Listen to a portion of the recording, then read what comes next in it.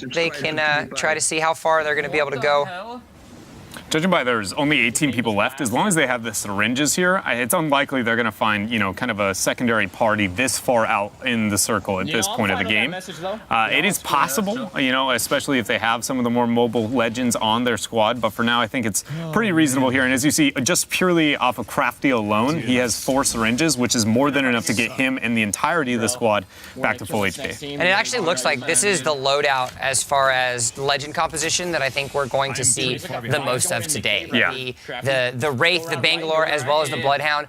Because of the Bloodhound Bangalore synergy that we can talk about till we're blue in the face, but just the pure utility that they bring individually, and then having somebody on that playmaking Wraith to be able to flank around and create those better opportunities. Yeah, I feel like when I look at Wraith, she's like one of those few that balances between the skirmishing and kind of the fighting capabilities of the Bangalore, but then still on the utility aspect to some level too. And I love her as that kind of third rounding out between the two very skirmish heavy and synergistic of the Bloodhound and again the Bangalore. It's actually really cool when you think about the Wraith. When I was talking to Respawn yesterday, a lot of people kind of had these conversations about how broken, not broken that her tactical ability is in that phase. Apparently, in the early renditions when they decided to create her, it was 7 seconds long and you could shoot instantly. But the developers, in their gracious goodness as well as plenty of playtesting, realized that that might not be as fair. It might be a little bit more overpowering. So not only did they move it down to 4 seconds, I believe is what it is now, as well as creating animation when you come out. But if you're a Wraith main, when she comes out of that, when she comes out of the phase mode animation, she's actually clenching her fists and then comes out and releases her fists. So it's like releasing the frustration of being in this kind of like alternate universe. So it's like the little things like this that Respawn has really tried to kind of implement into the game and show that extra depth to it itself. It's a common trope with characters that travel between dimensions. They usually really wish that they weren't doing it, Yeah, no, they aren't happy with their burdens. Yeah, they definitely they wear, again, a burden that maybe they don't want to be able to have, and it feels like their life is literally, can they overcome said struggle? And right now, it feels like at least Crafty and friends are able to do so. They only have 3 people left, already popping Beast of the Hunt. We got very few opportunities that anybody could be that wide. Great flank up the rock. Pops 2 with the Peacekeeper, finds 1 in the track. And this is actually really interesting. Scouting and then choosing to use the upgrade there with the choke and volunteering what target you want. This is one of the few moments that you can do that due to Beast of the Hunt here. Great play coming out from Crafty. I mean, color me impressed after that transition there. He just ran. And then we got full scout as you see the footprints there onto the ground. Just regardless. He's been playing pretty well. Crafty got 15 kills in their last game. He's sniffing. He knows. Yeah, I think he's just whipping around. The hound. You smelling that? Yeah. Smells like He's 100% pumpernickel. back to his teammates. Really? Thirst? Why Does not? death smell like pumpernickel? No, it smells like death. It doesn't. Pumpernickel smells like pumpernickel. I don't know. We smelled the same thing, but we had very different results. Tastes like So, ooh, interesting. Team MDK has switched to Gibraltar, so we do have somebody playing Gibraltar. North American We got it, Jimmy. And that means that now every character has been represented in some way, shape, or form. I got the fast kill backpack. A lot of loot here to choose from. What do we end up landing on? Still the choke. Pretty good scout, or scope as well here on the Peacekeeper. I don't know what we have on the Wingman.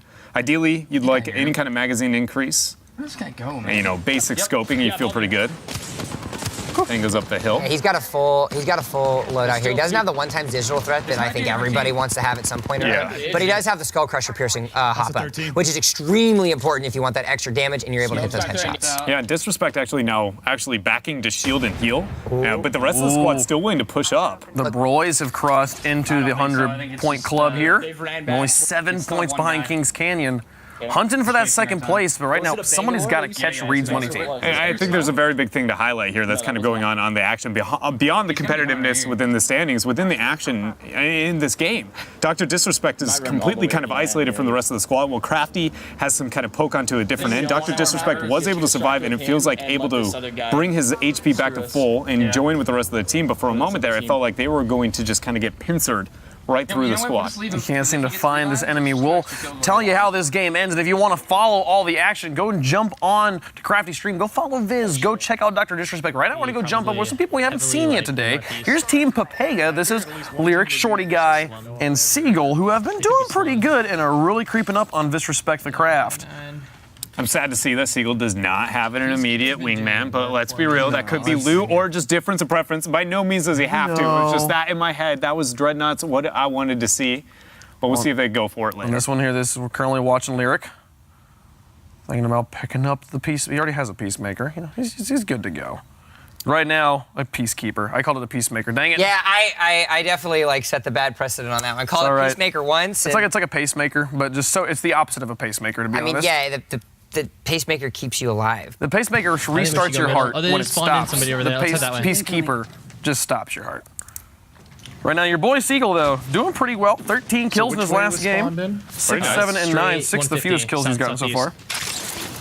The one thing I will say about Seagull, you know, I've gotten to watch a bit of his stream in the past, and again, you guys have the opportunity to tune in with him, but a few times I've been able to meet him, just a very, very kind and, you know, cool guy to be able to hang out with, and I feel like it translates over to stream as well, so sure to check that out, guys. Same thing for Shorty Guy that you have on the screen right now as well. Very genuine individual, plays a lot of different games, known for some of his Rainbow Six. Of course, he is one of the trio of Giant Waffle, Lirik, as well as Shorty Guy himself that have played a numerous amount of games, specifically Rust, Minecraft, all the like. They definitely love those survival style games that you can kind of have a little bit of fun with. Now he finds himself off in really good lighting. I don't see him, but yeah, no, I love his setup. I love the symmetry of the lights that are behind him too. Like gets the full purple look going, but then has a nice orange as well. It's a very solid setup. Very like simple but sophisticated look. Not complicated clothing. Oh no, Seagull goes down. Go help him, Shorty. Lirik looks like he's trying to pressure up to be able to help him. Help him, Lirik. He's still revivable technically for a short period of time, now only recoverable on the banner. Oh, but he's reviving him. He's getting Seagull back up. You see the wingman trade, actually almost no damage taken here by Short Man. Or Short Guy, excuse me. Shorts Man. Shorts Man. Shorts Man. It sounds like a dude who only wears shorts. It's like a never dude. He's like an only short. I believe his first name is Guy. It is. Shorts Man. And so it is a combination of the fact that he is a short person. His nickname Shorty. Short, though. He is kind of short. He's like almost 6 foot. I don't believe it. You're pulling a Nick Merckx on me right now. I'm just saying I'm a slightly above average human being, and both of you make me look like a short guy. So I think that was one of the greatest redeeming features is when we have when we're standing in front of the rosters and we both actually can like look each other in the eye. We're just normal people now. We're just normal-sized people. Come over and hang out with us. But oh no! You said the shots were gonna hit. Well, just in time. He doesn't want to hear us talk about ourselves. He wants to let us know that he can shoot with the wingman and hit those shots. Indeed, he can. Ooh, that headshot back to back there. Only one whiff in between, but it was all that was needed there in that tense moment. Seagull ended up surviving that very risky situation. I say surviving, but what I mean is completely dying, have an ally go res him, and now able to reloot, which, to be frank, other than stats, no difference when it comes to game outcome. Beauty in Apex, though, you know, man? Just getting the people back up, and even when you're dead, it doesn't matter. You can still be respawned. So we did not get to see anybody actually jump out of the plane and jump back in after being respawned in Europe. I hope we get to see that. But let's go check back in with Kings Canyon right now. Dizzy has been doing some pretty crazy stuff, and right now he's at 8 kills in his current game. I'm gonna take the 285. Rocking the Spitfire and Peacekeeper. And that beautiful skin. Every time I just get a little bit more jealous, and I'm like, why don't I have that in my life? If I had a skin that had a melee weapon he could hold, I probably would just run around with it. I would remember to put my weapons away more often because I'd get to see the cool skin. I think That's actually a really good point. There's a tactical advantage to the skin. Yep. Respawn, please.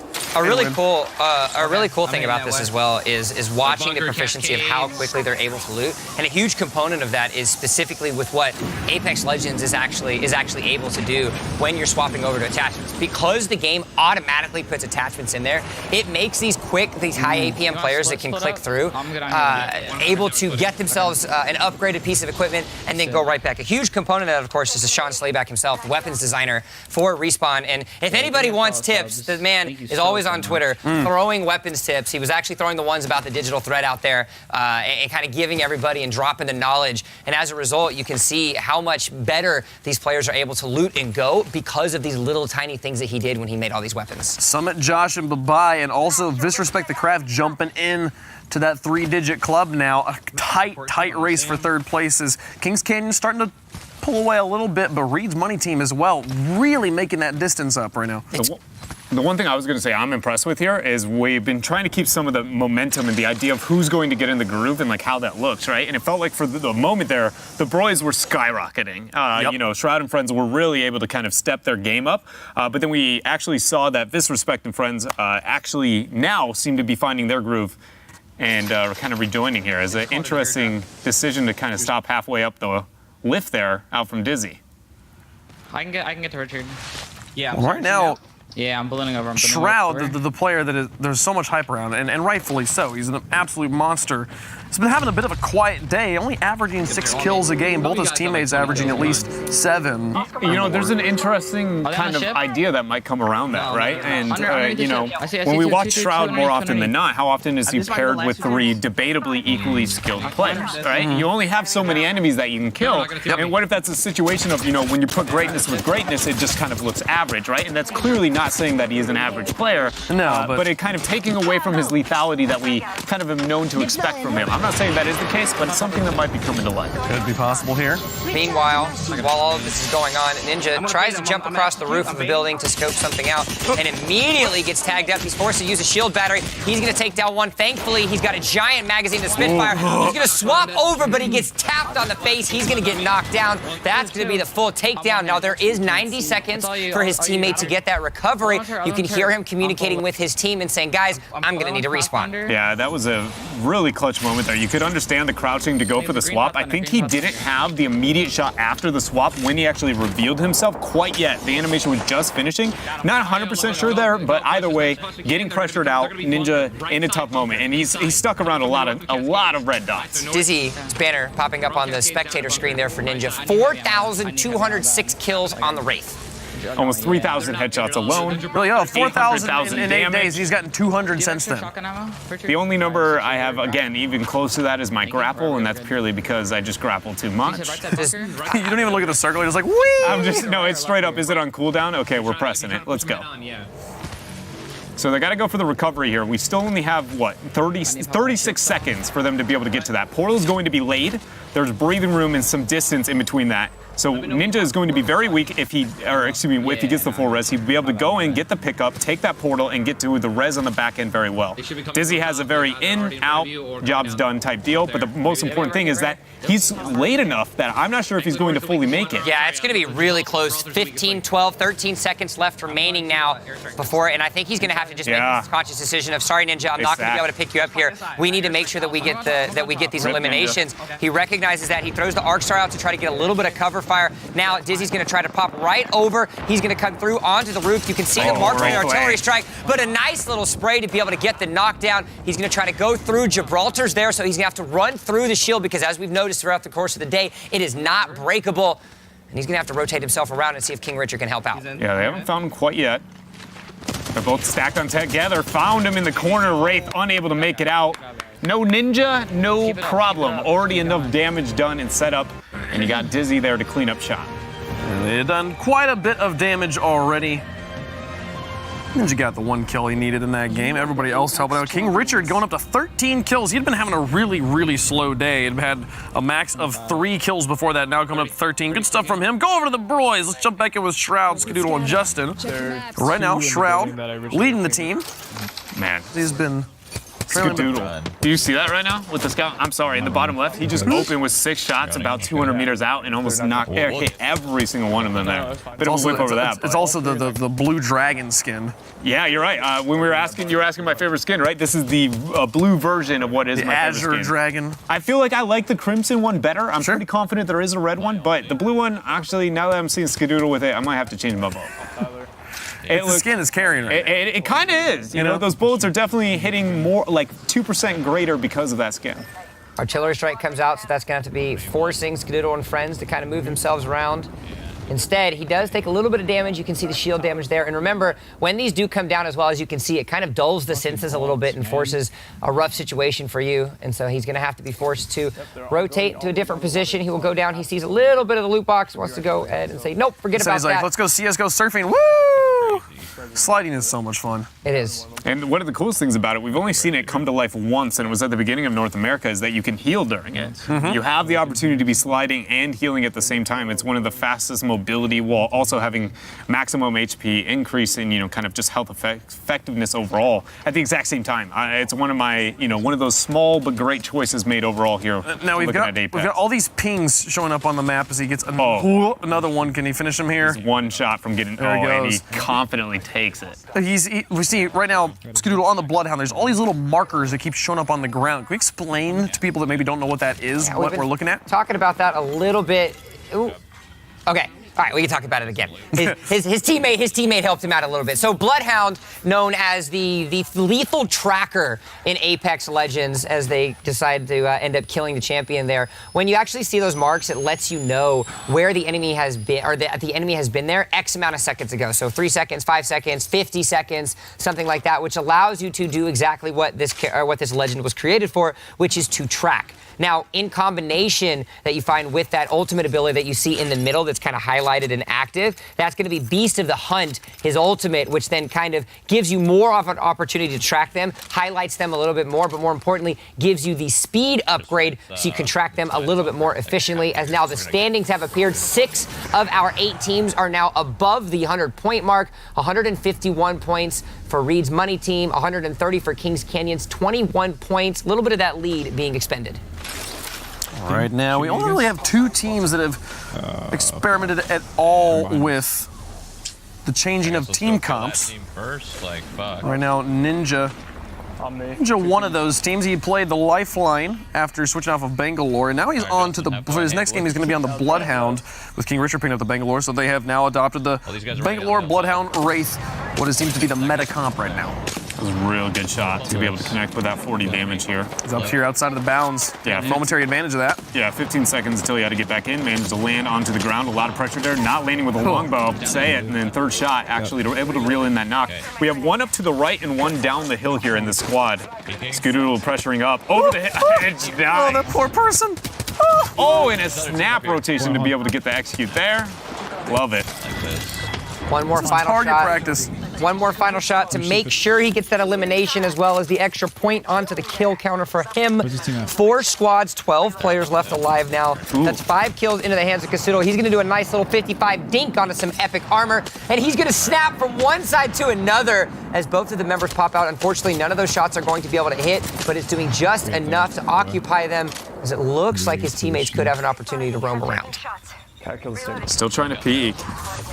No, there's 2 up, one off to the right, a little bit one off to the left. Not able to land that one as they drop down, both stacking on top of each other. 1, 2, 3's a charm. And he finds the first knock, swaps over to the scout, drops down 4 and 2 knocks here. Coming right out of Skadoodle, and look at the longbow, brings it back out. Oh my, not able to, he barely able to make it out of the smoke, but let's be real here, after those 2 knocks. Do you want to talk about confidence? You're talking about a scout and a longbow. You're talking about 2 light and heavy ammo snipers, essentially, single shots. How many squads did they just wipe? 2? Yeah, they just wiped 2 squads. I also want to point out that Justin is just nowhere to be seen. He's just somewhere off this way. When he gets out done looting, you'll notice on his mini-map, there's the yellow arrow that indicates where Justin is. It's just pointing off the map. He's like, he's over this way. You can't even see him. He's so far, that was Shroud and Skadoodle by themselves, wiping 2 squads. Impressive. So now 2 squads are left alive. If I'm not mistaken, taking a look at what the numbers were right before that question mark started to appear, it is a full squad of 3, which now is an opportunity for them to have 3 more kills to their counter, as well as the potential 5 if they end up winning this match. If I'm reading Skadoodle's minimap correctly, every time he flashes it up for like 30 frames, Justin is on the entire other side of the circle. Yeah. Playing the let's cover as much area as possible. This is still a very large circle. We need to get out of these games as quickly as possible. So with this 1 squad left, it could be 1 person hiding in 1 building. We need to be able to find him. This Beast of the Hunt is going to be important. It could be huge if he finds the guy right now. Well, and every second that you're wasting looking for this last squad, these last members, is time that's coming off of the clock. We saw actually at the end of the European block what this was a problem that teams were running into. With a couple players left remaining, you're not actually able to finish them off. off, those are minutes wasted. Those are points that you're not able to acquire. And I actually really like that call, especially if you're going to send out a quote-unquote scout in these type of circumstances, right? Who are you going to send to do that? Somebody with a portal to be able to get you closer, and with an iframe to be able to survive a all-in initiation 3 versus 1. You legitimately can almost not choose a better legend to have that, to be that kind of, I'm going to be that rogue agent, if you will. I'm a fan of the Pathfinder in that area too, only because of his mobility, but let's be real here, you can't just nope out of a fight the same way a Wraith can. I mean, you're a fan of the Pathfinder in general. I am, but I'm trying to not put my bias in there, right? Objectively, he is good in these moments. They have spread so far out as the point total's coming in. Kings Canyon's continuing to creep a lot closer to Reed's money, and DrDisrespect 1 point ahead of the Broys right now. They really could get this win. It would really help push them up. But Pepega 1 point behind them. Such a close race right now for third. We're gonna have to clear every house, I guess. 17 points, so +4 now for Kings Canyon as they've been able to claw back just a little bit after their last couple games. Check inside the bunker. This final trek for whoever this may be at this point is the most frustrating thing in the world if you're a team like this. And to be honest now, let's be real. Our broadcast has been out live enough at this point that, and we have promoted the idea that you can drop to land with these guys early on. If I'm a player, I might be going, I know they're in my game, or I expect them to be in my game. I'm going to do this. Like, I'm going to make this harder for you if you're a part of this tournament. And I'm not saying that's what we see here, but it's clear that they are going, you know what, we aren't going to reveal ourselves, burn as much time as possible. And in almost no circumstances is that ever a great win condition.